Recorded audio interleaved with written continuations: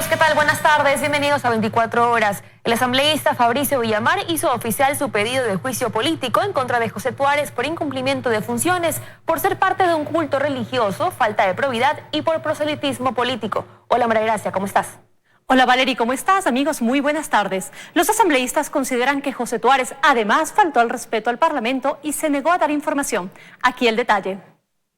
Villamar entregó la solicitud de juicio político contra el presidente del Consejo de Participación Ciudadana. Presentó 4 causales por las que considera que Tuárez incumplió sus funciones. Los miembros del Consejo de Participación Ciudadana están prohibidos de desempeñar el cargo siempre y cuando sean miembros de las Fuerzas Armadas o representantes de cultos religiosos. La petición fue firmada por 57 legisladores de casi todas las tiendas políticas. En el documento se agrega la comparecencia de Tuárez ante la Comisión de Participación Ciudadana. El señor no tiene los estándares éticos como para dirigir una función del Estado. Esa participación de Tuárez es rechazada por el Parlamento. Una clara falta de respeto hacia la Asamblea, porque nosotros lo que estamos haciendo es nuestro trabajo de control político como tal. A la solicitud de Villamar se unirá otra, la de la Comisión de Participación, que este martes someterá a votación que se inicie el juicio político contra Tuárez y contra el consejero Walter Gómez. Lo que queda pendiente es el inicio del juicio político en contra del Consejo Nacional Electoral Transitorio, pues aquí en el Parlamento consideran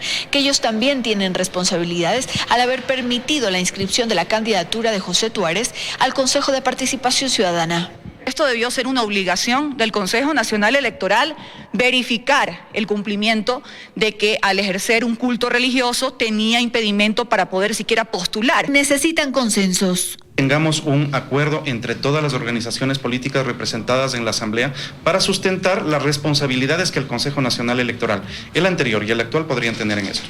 El CAL se deberá reunir en los próximos días para conocer la solicitud de Villamar y calificar los requisitos. En Quito, Andrea Samaniego, 24 horas.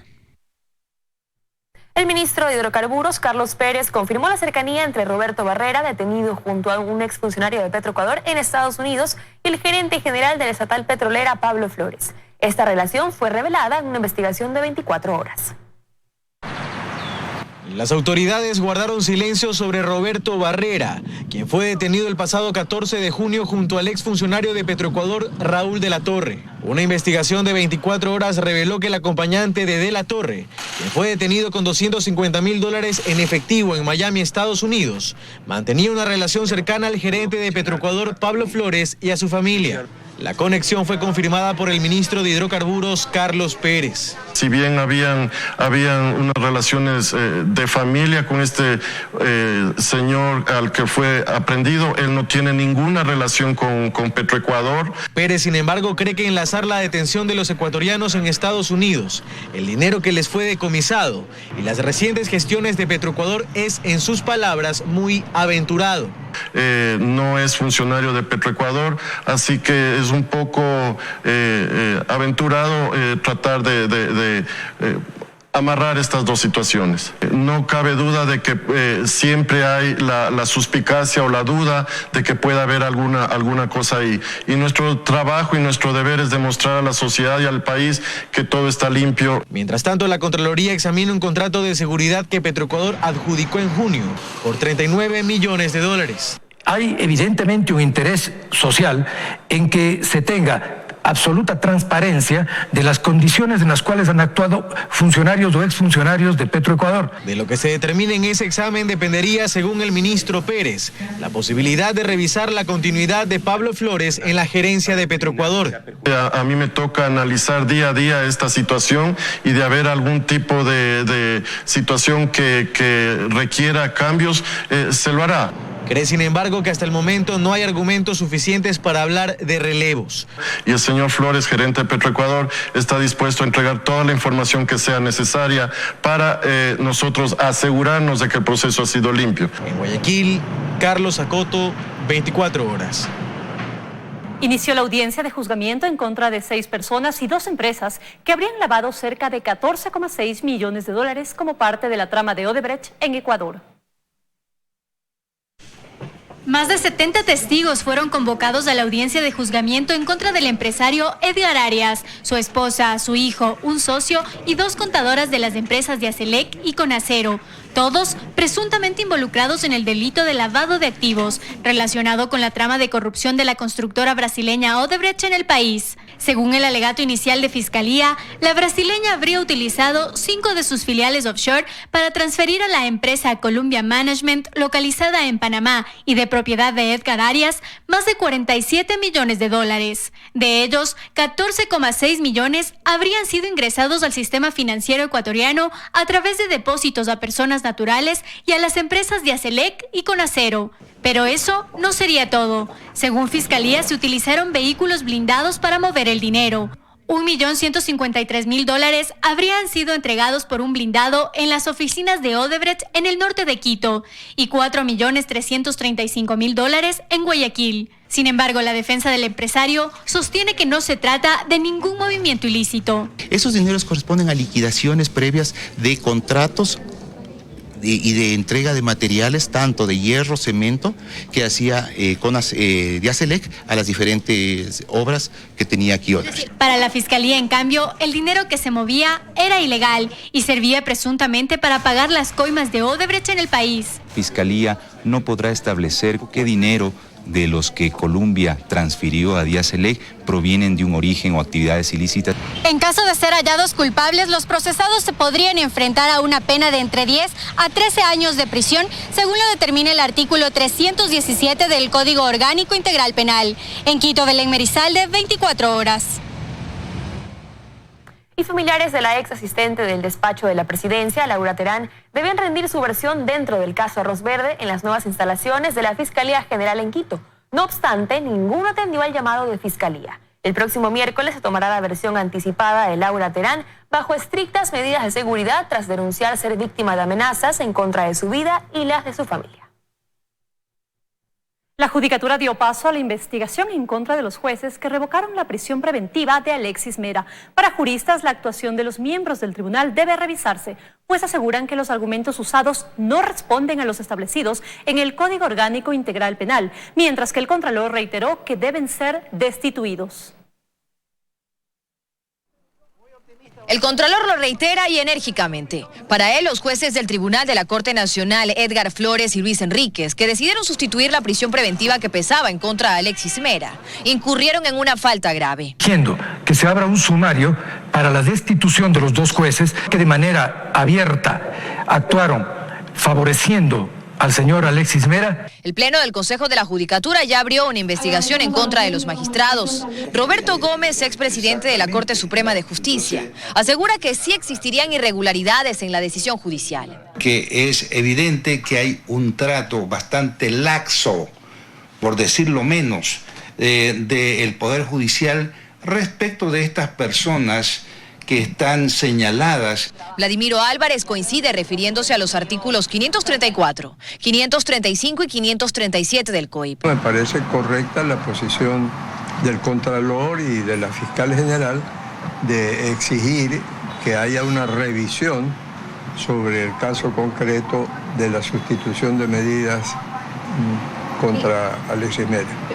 El Contralor asegura que esta no es la primera vez en la que desde la función judicial se bloquea el trabajo de la Contraloría y de la Fiscalía. Y que buscan favorecer un proceso en donde se bloquee las investigaciones que viene llevando adelante tanto la Fiscalía como otros órganos de control.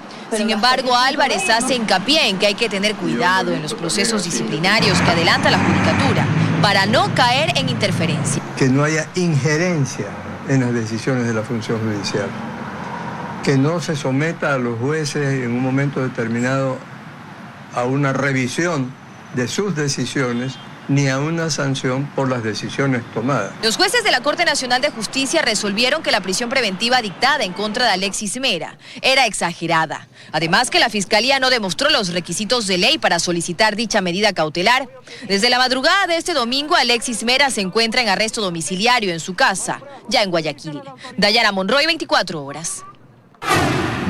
Seguimos informando. Los integrantes de la Mesa de Justicia que investigó la actuación de cientos de jueces durante el gobierno de Rafael Correa piden al Consejo de la Judicatura que se dé seguimiento a los expedientes abiertos. Muchos de los jueces cuestionados por su actuar en decenas de procesos siguen sin responder por las denuncias.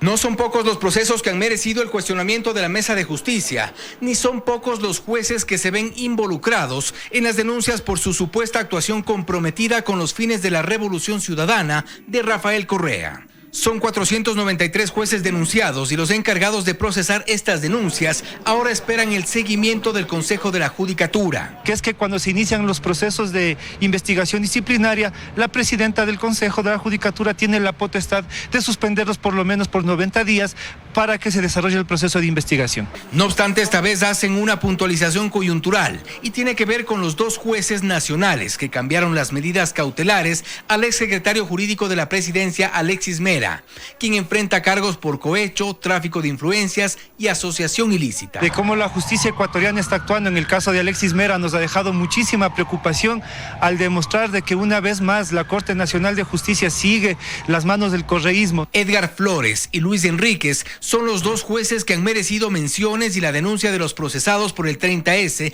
y supuestos perseguidos políticos en el gobierno de Correa.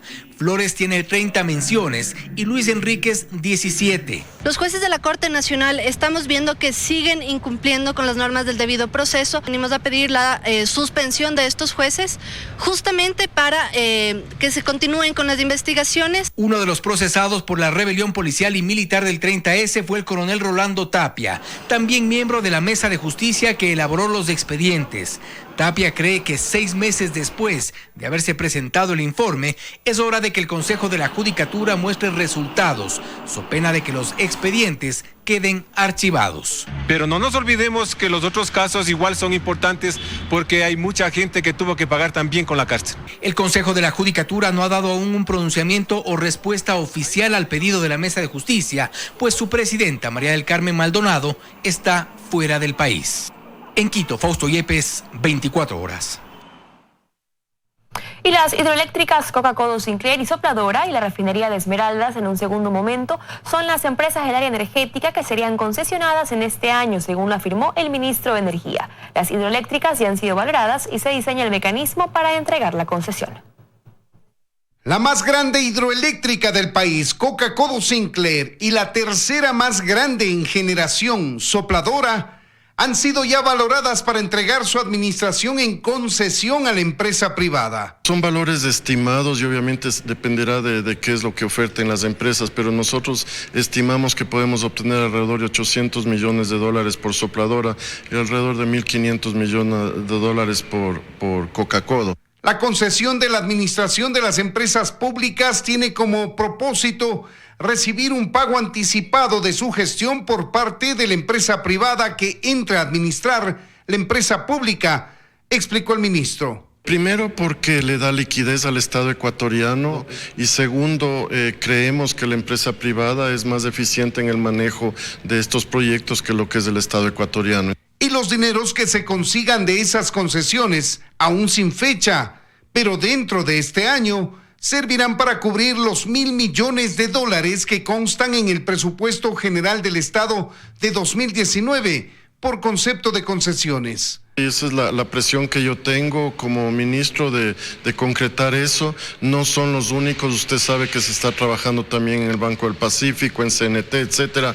La refinería de Esmeraldas seguirá en la lista de empresas del área energética que opten por este mecanismo, explicó el ministro, pero aún trabajan en la valoración de este activo del Estado. Tienen que ser valoradas porque si bien se invirtieron más de $2.000 millones, realmente tenemos que verificar que eso es lo que vale la refinería, porque usted sabe que, como bien se mencionó antes, hubo sobreprecios de una cantidad de cosas y obviamente al inversionista eso no le va a atraer. Según la intención del gobierno, se espera concesionar la administración de empresas públicas del área vial, energética e inmobiliaria, y solo en este año esa operación deberá reportar al menos $1.000 millones que constan en el presupuesto. En Quito, Freddy Paredes, 24 horas.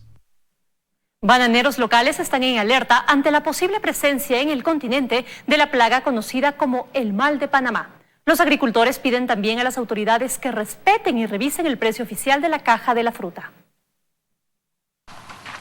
La posible presencia en el continente de la enfermedad causada por el hongo Fusarium raza 4, también conocida como el mal de Panamá, mantiene en alerta a los bananeros y autoridades del país. La plaga que afecta al sistema vascular de la planta es de rápida propagación y no existe ninguna variedad resistente a ella. Por tal razón, los productores locales de la fruta dicen estar preocupados, más aún cuando Colombia analiza la presencia de la enfermedad en su territorio.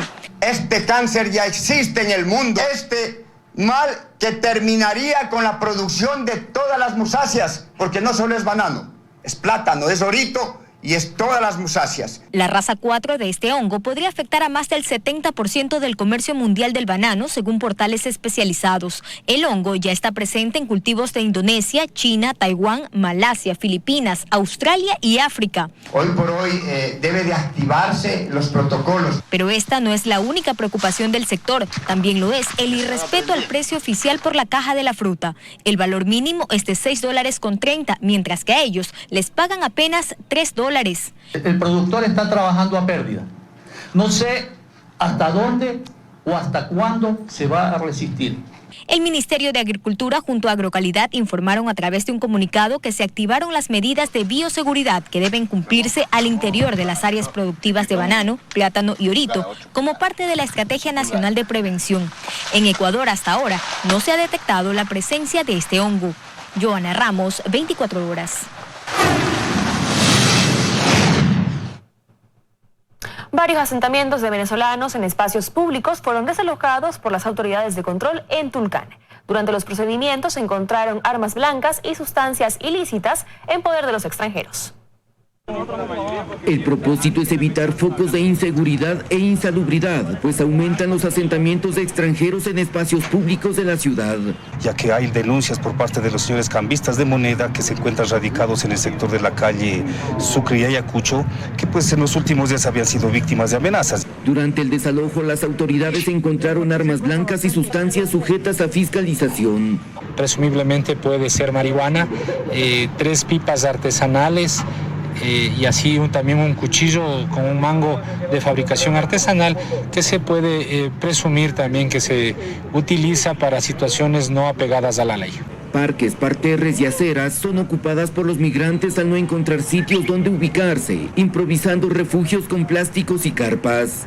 Porque no tengo un trabajo fijo, porque como no soy de este país... Pues sí, por lo que aquí este parque se presta para muchas cosas y no todos pagamos por pecadores, pues. Niños y mujeres embarazadas pasan a manos de los organismos de cuidado para ubicarlos en albergues de la ciudad. En Tulcán, Jairo Jacome Ortega, 24 horas. Continúa investigando el asesinato de 2 hombres, hecho que se registró este domingo en el sector de Sauces 8, en el norte de Guayaquil. Los fallecidos fueron atacados con subametralladoras y pertenecían a la peligrosa banda de alias El Gorras. En la escena del crimen, peritos de criminalística encontraron 31 vainas percutidas, una bala deformada y un fragmento de plomo. Alias El Gordo Toaza y Víctor Vázquez fueron acribillados dentro de este auto blanco mientras se encontraban parqueados fuera del departamento que alquilaron hace pocos días. El que se encontraba en el asiento del conductor había estado con prelibertad, había salido hace 5 meses. El que se encontraba de copiloto al costado derecho había tenido un antecedente, como es la asociación ilícita por ocultación de cosas robadas. Los fallecidos pertenecían a la banda de alias Gorras, ahora conocida también como la de los Lagartos. Lo confirman varios habitantes del sector, a los que intentaron reclutar para el microtráfico. Se constató en el interior del inmueble sustancia sujeta a fiscalización, una balanza, un radiador, situaciones y objetos e indicios que pueden presumirse de que se trataba de microtráfico. La mujer herida en este doble crimen, hermana de uno de los fallecidos, se encuentra en una casa asistencial tras recibir 3 tiros. Ella se niega a proporcionar información a los agentes de la DINASED, menos aún describir a los gatilleros que con su ametralladora, a plena luz del día, acribillaron a sus víctimas. En lo que va del año se registran 122 muertes violentas en la zona 8, la mayoría de ellas bajo la modalidad de sicariato. Tienen similares características. Catalina García, 24 horas.